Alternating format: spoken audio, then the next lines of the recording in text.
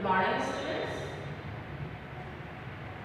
समय को ध्यान में रखते हुए हम लेसन स्टार्ट कर सकते हैं। उसके पहले हम एक दो बात बता देते हैं कि बेटा डेली में हर लेसन में आपको ये बोलूँगी कि अपना ध्यान स्वयं रखें।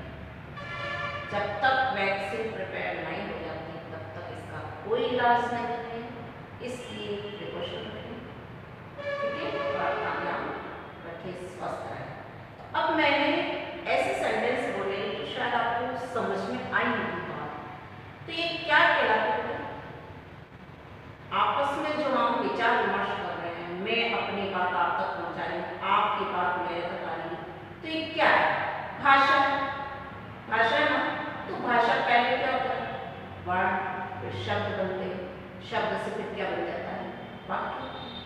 कई शब्द मिलके ही वाक्य बनते हैं। लेकिन वही व्यवस्थित उन शब्दों को अगर हम व्यवस्थित रखकर बोलते हैं तो वाक्य सार्थक है, नहीं तो नहीं। उसी क्रम में आगे बढ़ते हुए देखिए हम वाक्य के बारे में पढ़ते हैं। सबसे पहले देखिए, प्रकृति बहुत सुंदर है, अनुभव मेरा मित्र है।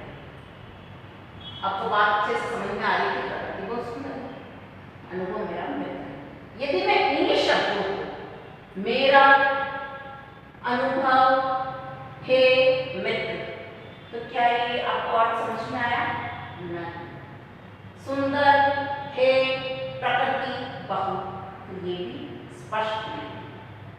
तो कहने का मतलब यही है बच्चों कि शब्दों का जो व्यवस्थित समूह होता है ना, उनका व्यवस्थित क्रम होता है जिससे अर्थ का स्पष्टीकरण हो जाता है, हमें अर्थ पता चल जाता है, वो है आपका वाक्य। तो शब्दों के यानी सार्थक शब्दों के व्यवस्थित समूह हम क्या कहते हैं? वाक्य।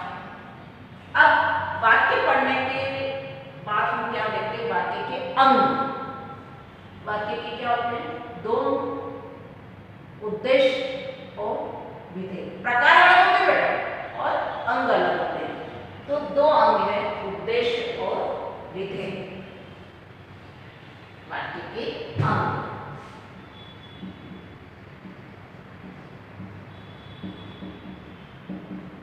यस, नंबर 1 उद्देश्य और दूसरा आपका हुआ विधेय, ठीक है। उद्देश्य में क्या होता है? काम करने वाला।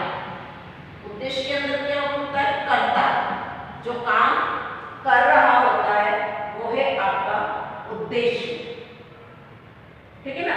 और विधेय वाक्य में जिसके बारे में कुछ कहा जाए वो तो उद्देश्य हो गया, और उद्देश्य के विषय में जो कुछ कहा जाए वह विधेय। उद्देश्य के विधेय में उद्देश्य के बारे में यानी कर्ता के बारे में जो कुछ कह रहे हैं,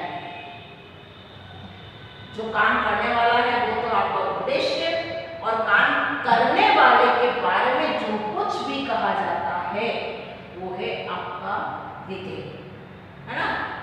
कर्ता के बारे में कहना, कर्ता के बारे में बताना, वो है आपका विधेय।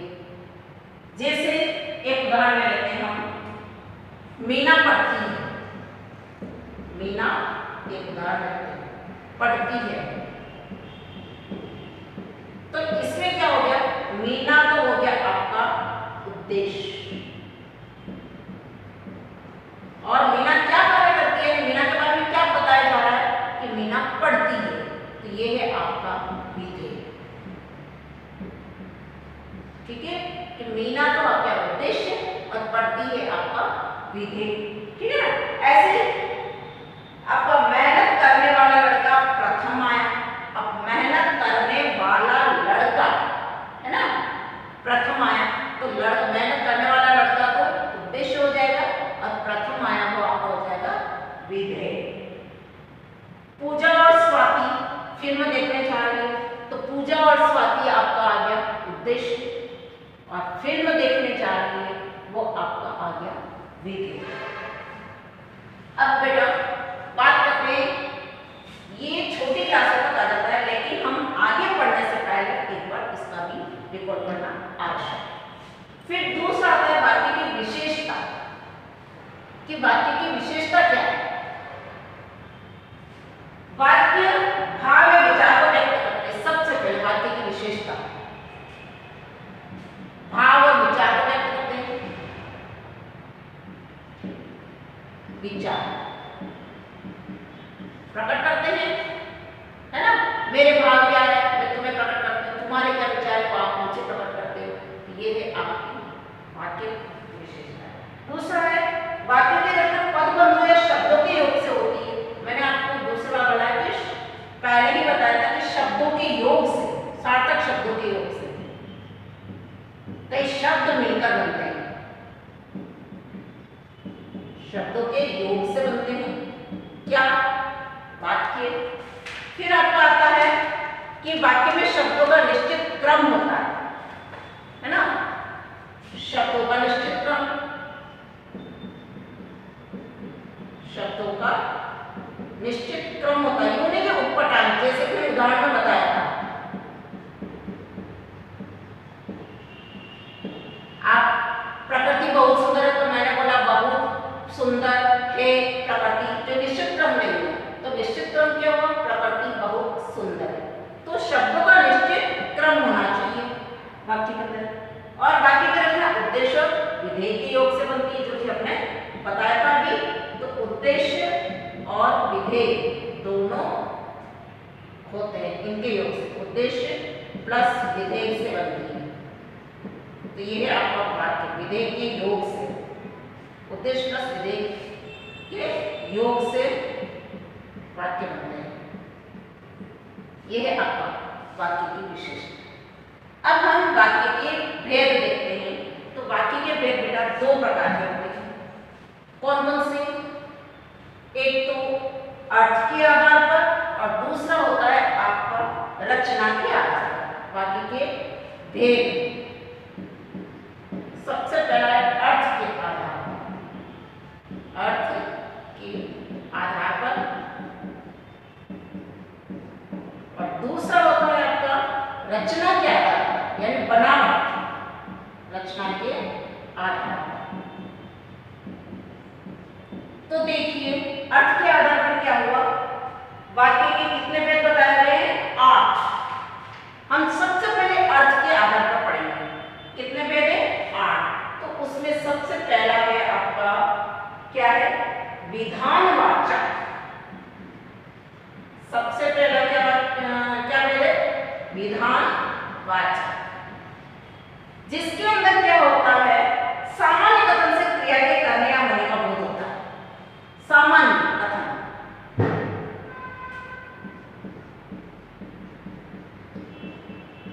सामान्य कथन से क्या होता है, क्रिया के करने या होने का बोध होता है। वो है आपका विधानवाचक वाक्य। जैसे दोपहर के बाद शाम होती है, उदाहरण दोपहर के बाद शाम होती है,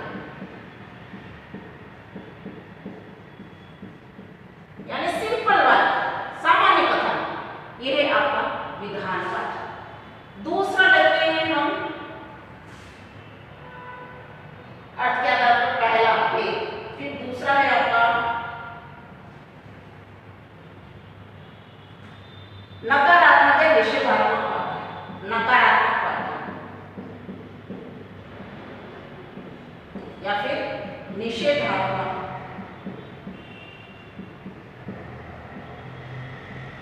वाक्य। इसके अंदर क्या होता है, जिन वाक्यों में क्रिया के न करने या न होने का कथन मना करना है, क्या होता है, मना करने के अर्थ में, मना या फिर न करने के अर्थ में, के अर्थ में, नेगेटिव सेंटेंस। इसके अंदर क्या होता है, जैसे देखिए क्रिकेट में हमें कोई नहीं हरा पाया, कोई नहीं, मैं फिल्म देखने नहीं चाहूंगा, मैं फिल्म देखने नहीं जाऊंगा।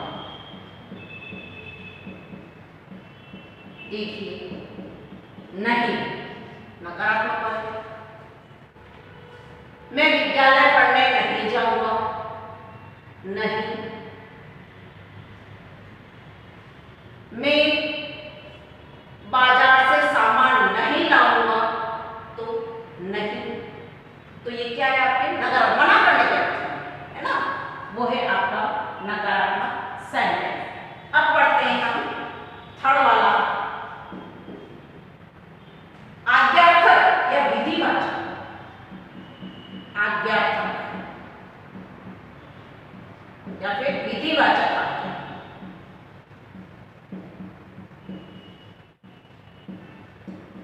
इसके अंदर क्या होता है कि जिन वाक्यों से आदेश, आज्ञा, आग्रह, प्रार्थना, आदेश,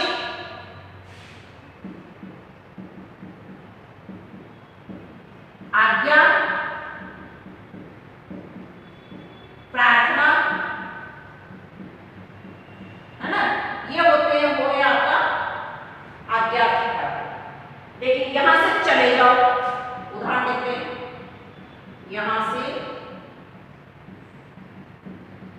चले जाओ, आपको आज्ञा दी है, यहां से चले जाओ, तो आज्ञार्थक वाक्य हो गया। ऐसे कृपया बैठिए, है ना, प्रार्थना, कृपया बैठिए, तो ये भी आपका आज्ञार्थक वाक्य हो गया। अब हम देखते हैं चौथा प्रश्नवाचक वाक्य। इससे तो आपका नाम से ही स्पष्ट है कि प्रश्नवाचक वाक्य क्या होता है। चौथा पे क्या है, अर्थ के आधार पर प्रश्नवाचक।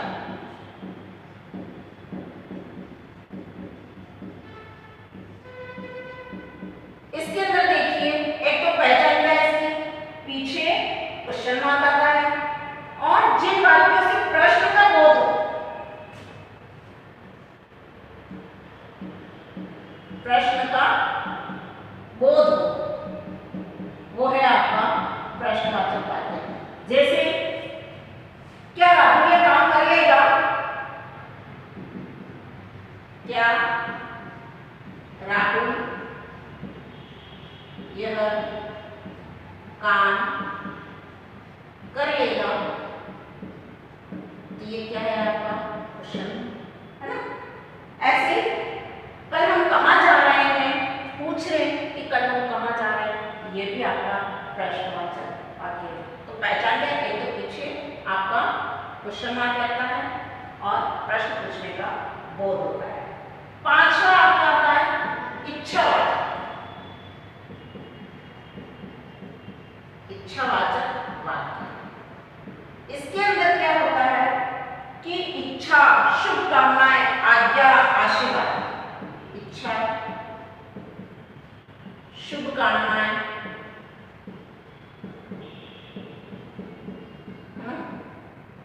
आशीर्वाद,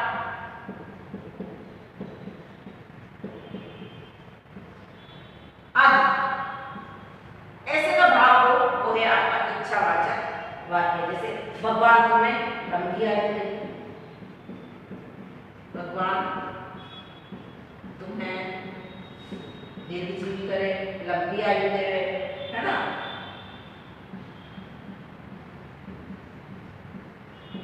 आयु दे, आप बड़ों को प्रणाम करते होंगे ना, तब आपको कहते हैं खुश रहो, दीर्घायु हो। तो ये क्या है, इच्छावाचक, शुभकामनाएं, आशीर्वाद, है ना, आशा है तुम आगे उन्नति करो, ये भी आपका क्या है, इच्छावाचक वाक्य के अंदर आता है। छठा है आपका संदेहवाचक वाक्य। संदेहवाचक,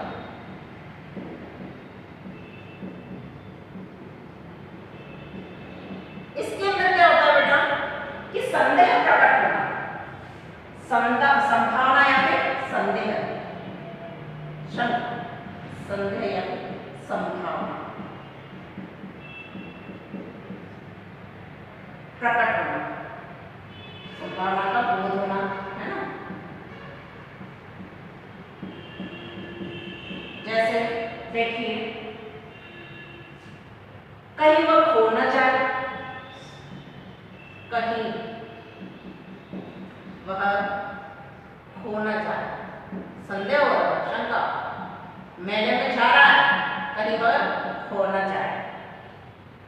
अब तक रोहित घर पहुंच चुका होगा, संभावना पकड़ गई थी, अब तक तो पहुंच गया, पता नहीं है होगा। ठीक है, तो ये है आपका संदेहवाचक वाक्य। नंबर 7, इसी के अंदर हम किसके आधार पर, अर्थ के आधार पर नंबर 7 पढ़ते हैं, विस्मयादि वाचक। विस्मयादि वाचक, ठीक है। इसके अंदर भी नाम से स्पष्ट, मैंने पहले विस्मयादि अव्यय बोधक अव्यय पढ़ाया था कि विस्मय प्रकट होना यानी घृणा, शोक, हर्ष, खुशी आदि का जो भाव है वो है आपका विस्मयादि वाचक। हर्ष, घृणा, है ना, प्रसन्नता, इच्छा आदि ऐसे भाव जो प्रकट होते हैं वो है आपका विस्मयादि वाचक। देखिए जैसे उदाहरण, वाह तुम तो बाजी मार गए, वाह तुम तो बाजी मार गए।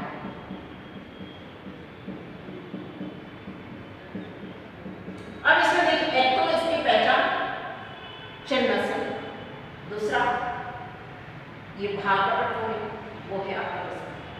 जैसे वाह क्या छक्का मारा, वाह कितना सुंदर फूल है, हे राम अब क्या होगा, है ना, छी कितनी बदबू आ रही है, ये भी आपका विस्मयादि वाचक वाक्य के अंदर आता है।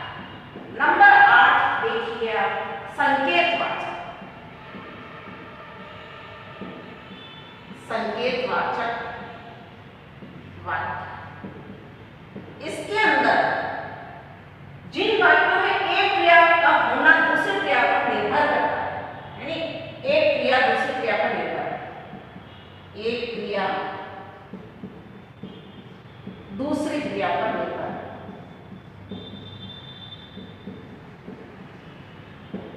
निर्भर होती है, तो वो है आपका संकेतवाचक वाक्य। उदाहरण के तौर पर देखते हैं, जैसे अगर रमेश पढ़ता तो पास हो जाता, अगर रमेश पढ़ता तो पास हो जाता, तो क्या हो गया संकेतवाचक वाक्य। ओके, ये आपका अर्थ के आधार पर हम 8 प्रकार के वाक्य पढ़ चुके हैं।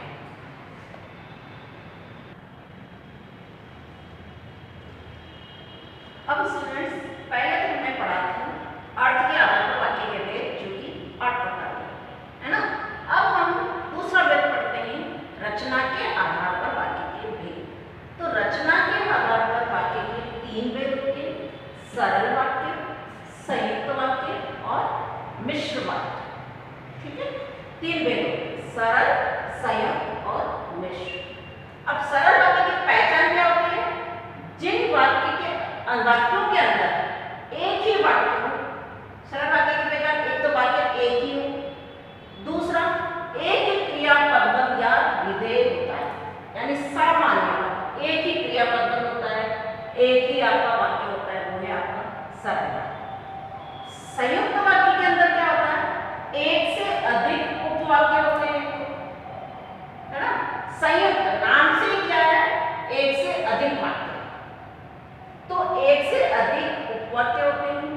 दूसरा, सभी उपवाक्य होते हैं वो स्वतंत्र होते हैं, मतलब उनका अर्थ स्पष्ट है, वो किसी पे निर्भर नहीं है।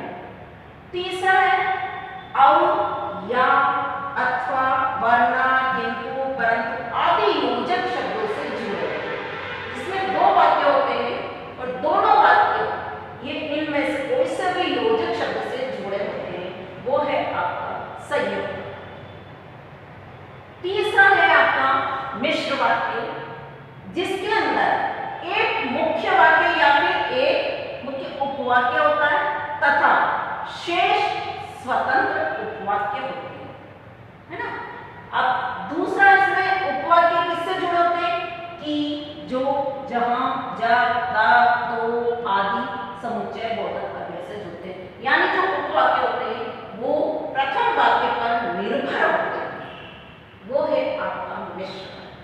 तो पहचान यहाँ तक समझ में आया कि सरल वाक्य में क्या होता है, एक ही वाक्य होता है, एक ही क्रिया होती है। संयुक्त वाक्य में दो स्वतंत्र उपवाक्य होते हैं और इन योजक शब्दों से जुड़े होते हैं।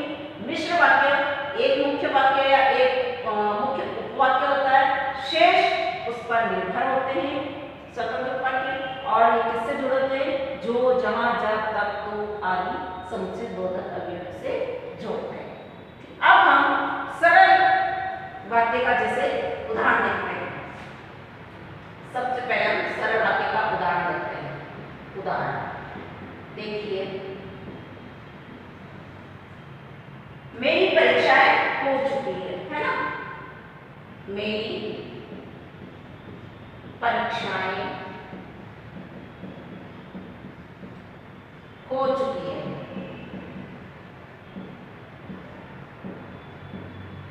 अब देखिए, मेरी परीक्षाएं हो चुकी, साधारण एक ही क्रिया है इसमें, बाकी हम एक एक करके देखते हैं, इनको मिटा देते हैं, एक एक का उदाहरण देखते हैं। आपको यहाँ क्लियर नहीं दिख रहा होगा तो हम आराम से बड़े अक्षर में लिखते हैं, सरल के अंदर, है ना, सरल वाक्य। मेरी परीक्षाएं हो चुकी है।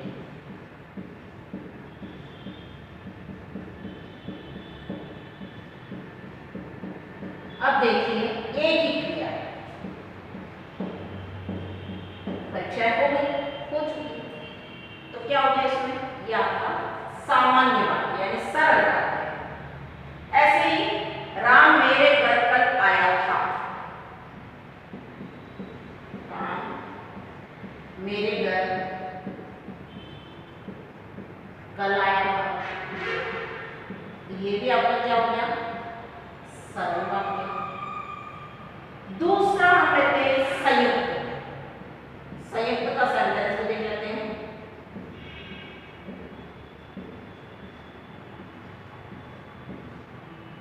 संयुक्त का सेंटेंस देखते हैं, ठीक है। नंबर 1,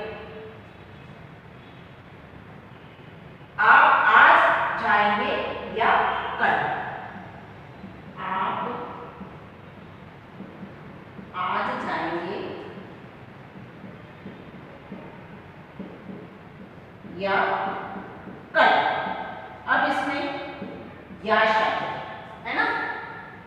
मोहन खाना खाएगा और माताजी सोएगी, तो क्या हो गया, और मोहन खाना खाएगा और माताजी सोएगी, तो दोनों अलग अलग क्रियाएं हो रही है और बीच में जुड़ किससे रहा है, और से। तो ये है आपका संयुक्त वाक्य। हम खेल रहे हैं और यहीं से घर जाएंगे।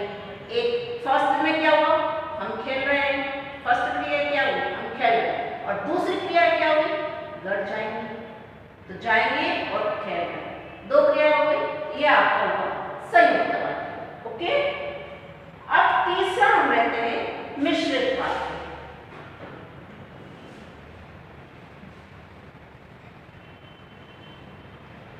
मिश्र वाक्य,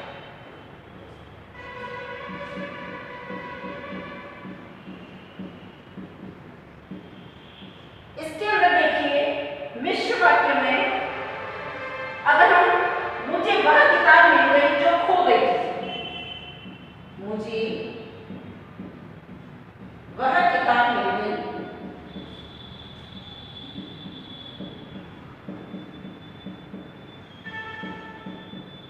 जो खो गई थी।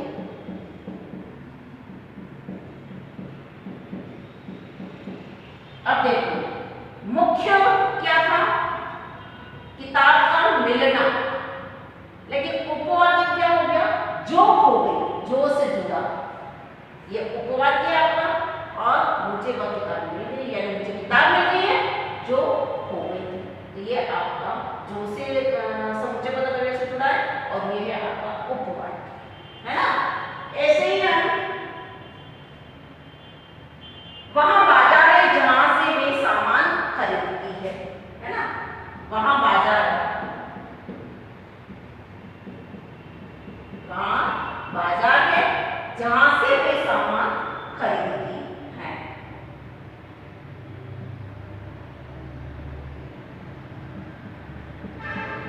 जहां से वे सामान,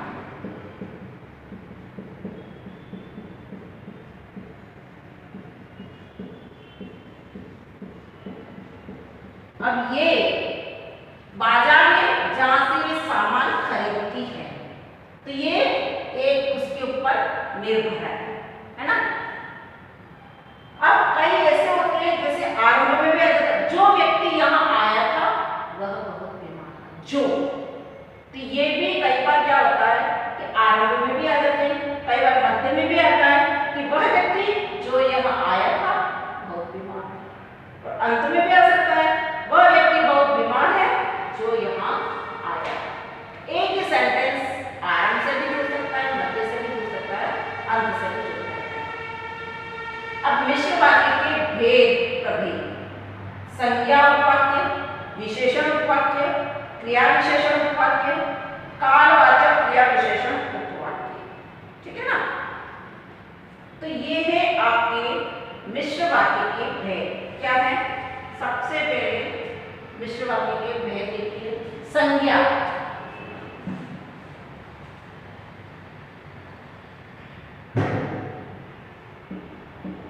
भेद देखिए, इसमें पहला भेद है आपका संज्ञा उपवाक्य। अब इसमें उपवाक्य होता है ना, तो संज्ञा उपवाक्य से भी देखिए आप कैसे होता है। जैसे मैं जानती थी कि वह जीत जाएगी, मैं जानती थी कि वह जीत जाएगी।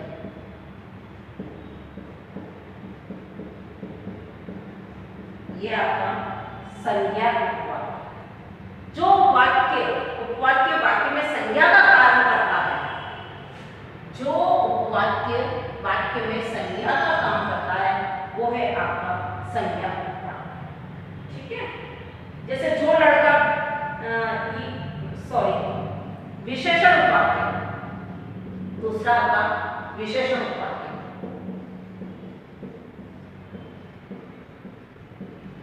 इसके अंदर देखिए, जो लड़का बहुत लंबा है उससे बुला, जो लड़का बहुत लंबा है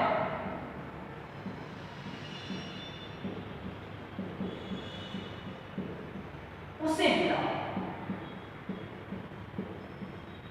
अब यहाँ पे देखिए लंबा, जो लड़का बहुत लंबा है उसे बुलाओ, यानी क्रिया विशेषण, सॉरी, जो वाक्य में प्रयुक्त संज्ञा पद की विशेषता बताते हैं वो है विशेषण। नंबर 3 है आपका क्रिया विशेषण उपवाक्य। वैसे ये बहुत डीपली है, हमको इतना ध्यान नहीं देना है, सिर्फ समझ लो, ठीक है। क्रिया विशेषण उपवाक्य, इसके अंदर जब मैं स्टेशन पहुंचा गाड़ी जा चुकी,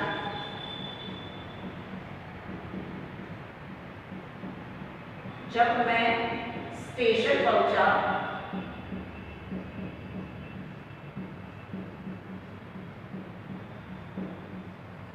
गाड़ी जा चुकी।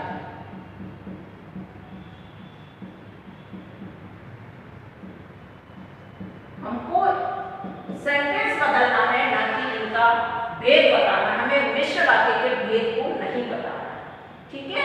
सिर्फ हमको सेंटेंस बदलना सीखना है। तो ये क्या बता रहा है आपको? समय बता रहा है कि जब मैं स्टेशन पहुंचा गाड़ी जा चुकी, जब समय बता रहा है। चौथा हम पढ़ते कालवाचक। कालवाचक के अंदर क्या होता है?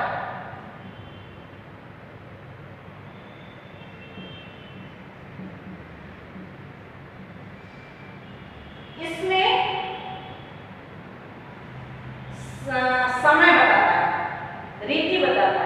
परिमाण बताता है, कारण बताता है, शर्त, विरोध, प्रयोजन आदि। वो है आपका कालवाचक क्रिया विशेषण उपवाक्य, है ना। ये चौथा भेद नहीं है सोनी, कालवाचक क्रिया विशेषण उपवाक्य होता है। ये क्रिया विशेषण के उपवाक्य तो कालवाचक में स्थान बता देगा, रीति बता देगा, परिमाण बता देगा, कारण, शर्त, विरोध आदि बताते हुए आपका मिश्र वाक्य के अंदर क्रिया विशेषण उपवाक्य, जिसमें तीन भेद है, संज्ञा उपवाक्य, विशेषण उपवाक्य और क्रिया विशेषण उपवाक्य। अब आपको सरल वाक्य से संयुक्त वाक्य कैसे बनाना है थोड़ा हम वो भी सीख लेते हैं। सरल से संयुक्त, जैसे ये सरल वाक्य, हम इसका क्या बनाएंगे पहले, जैसे वह खाना खाकर सो गया, वह खाना, सरल वाक्य के अंदर आप देखिए, हम इसका भेद देखेंगे और एक के बदलना सीखेंगे। स्टूडेंट्स, अब हम कुछ सेंटेंस ले रहे हैं, यानी 2 सेंटेंस लिए, उन दोनों सेंटेंस को हम सरल में कैसे बनाएंगे, संयुक्त में कैसे बनाएंगे और मिश्र में कैसे बनाएंगे। देखिए सेंटेंस है अपना, बादल गरज रहे थे, वर्षा तेज होने लगी। तो सरल वाक्य बनेगा आपका, बादल की गरज के साथ वर्षा तेज होने लगी, सिंपल सा। दूसरा आपका संयुक्त वाक्य, बादल गरज रहे थे किंतु वर्षा तेज होने लगी। तीसरा आपका आता है मिश्र वाक्य, जैसे जैसे बादल गरज रहे थे वैसे वैसे वर्षा तेज होने लगी। यहाँ पर हमने वैसे वैसे लिखा तो है, और नहीं भी लिख सकते कि जैसे जैसे बादल गरज रहे थे वर्षा तेज होने लगी। आप यहाँ पर लिख भी सकते हो और कोमा कर नहीं भी लिख सकते। तो दोनों कंडीशन में आपका ये सही हो सकता है, वैसे वैसे वर्षा तेज होने लगी और जैसे जैसे बादल गरज रहे थे वर्षा तेज होने लगी, है ना। आपका ये कंडीशन भी सही है, वर्षा तेज होने लगी, ठीक है। दूसरा सेंटेंस हम लेते हैं, शिक्षक कक्षा में आए, उन्होंने पढ़ाना शुरू किया। सरल वाक्य में कक्षा में आते ही शिक्षक ने पढ़ाना शुरू किया, सिंपल सा। दूसरा आपका संयुक्त, शिक्षक कक्षा में आए और उन्होंने पढ़ाना शुरू किया। दोनों सेंटेंस, पहला क्या, शिक्षक कक्षा में आए, दूसरा सेंटेंस उन्होंने पढ़ाना शुरू किया, तो दोनों क्रिया अलग। तीसरा, जैसे ही शिक्षक कक्षा में आए पढ़ाना शुरू किया, ये वाला किसके ऊपर, इसके ऊपर है ना। जैसे ही शिक्षक कक्षा में आए पढ़ाना शुरू किया, ये मुख्य काम है शिक्षक को पढ़ाना, ये पढ़ाना क्या, ये उपवाक्य, ये उपवाक्य, तो ये स्वतंत्र, तो दोनों एक दूसरे पे निर्भर है। तो ये है आपका, अर्थ के आधार पर पढ़े थे हमने वाक्य में, रचना के आधार पर भी पढ़े थे। तो रचना के आधार पर हमारे थे सरल, संयुक्त और मिश्र, ठीक है। तो अब आपको जो हमने लास्ट में पढ़ाए थे कि आपका मिश्र वाक्य के भी उपभेद, तो वो आपको आवश्यक नहीं है पढ़ना, ये तो सिर्फ एक जानकारी दी थी आपको, बाकी आवश्यक नहीं, ठीक है। मैं तो आपको अर्थ के आधार पर पढ़ने हैं और सरल, संयुक्त और मिश्र को भी आपको छोटे लेवल तक ही पढ़ना है। जैसे जैसे आपका स्तर बढ़ता जाएगा वैसे वैसे इसकी डिटेल आती जाएगी, ओके। और जो भी आपको वर्क दिया जाएगा आपको अच्छे से करना है, घर पे रहना है, सेल्फ